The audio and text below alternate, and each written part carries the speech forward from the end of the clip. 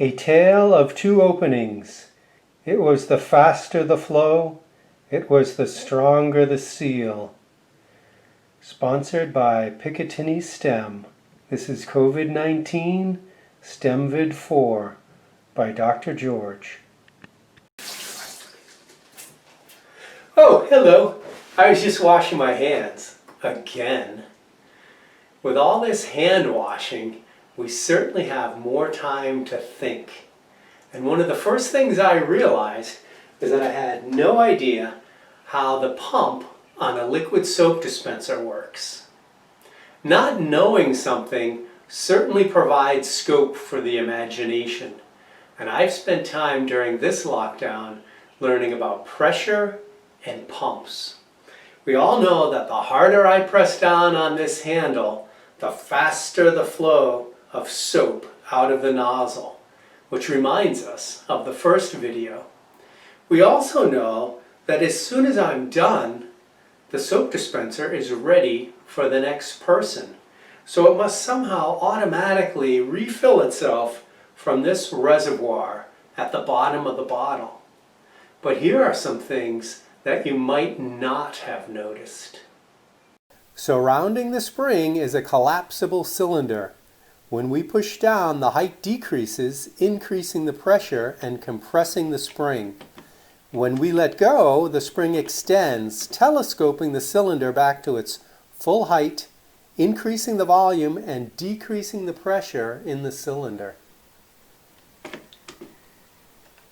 There is a sphere under the cylinder. Some are metal, but this one is hard to see. If the cylinder is higher pressure, soap is pushed up and out. When we let go, we need to push soap for the next person up into the cylinder. Another one-way valve in the nozzle keeps air from rushing down into the cylinder. As we push down on the handle, pressure increases in the cylinder.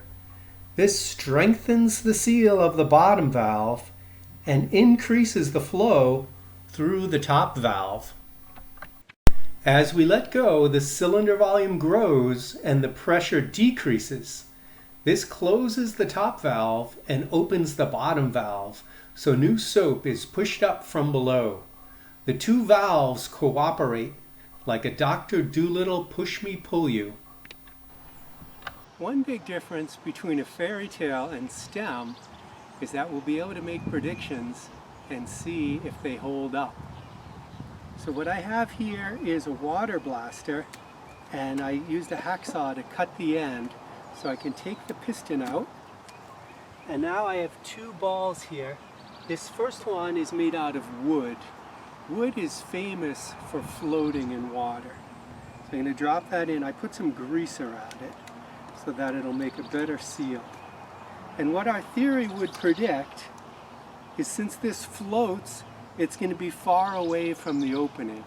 So as long as we point our water blaster down, we should be able to squirt the water out. So we have our water blaster, and the wood is, I don't know if you can see it, but it's floated up. And if I point it down, I can shoot it very easily. Now, on the other hand, if I point my water blaster up, now the wood is going to float. Right now it's on the top of the water. And now if I try to shoot it this way, it's going to be pushed up into this cone. And the ball is up at the top. You can see my hand is slipping on the outside of the cylinder. That's how hard I'm pushing on this. Now if we can get that ball out, and now the ball is floating up to the top, and now when I push, it shoots out really well. For our second prediction, I have a metal ball. Metal is famous for sinking in water. So now if I point this down, if I push this way on the piston, it'll make a tighter seal and I'll have trouble getting water out. But I'll be able to fill up my piston, and now when I pull up, it's low pressure in the cylinder, so atmospheric pressure water went this way, and that pushed the ball up away from this opening. Now, if I aim my water blaster up, it's easy to shoot. If I aim my water blaster down, now the ball, the metal ball, is closing the hole, and if I push on this, it's closing it even more. But again, if I move it up, now it's easy to shoot again. So we made a prediction, and we tested it out with our theory, and it worked. So now we're going to go on to our final prototype. So the last engineering step is to build a working model. And that's what we have here. This can and this bottle represent the cylinder, and we can change the volume in the cylinder by moving the can up and down. This large marble is going to be our check valve. We're going to put that in the neck of the bottle. Now when I push down on this can, the marble is pushed firmly against this opening. And if I let go, the marble comes up. You'll see that more when it's in the water. This tube here represents the nozzle. Okay, so we're going to fill this up with water.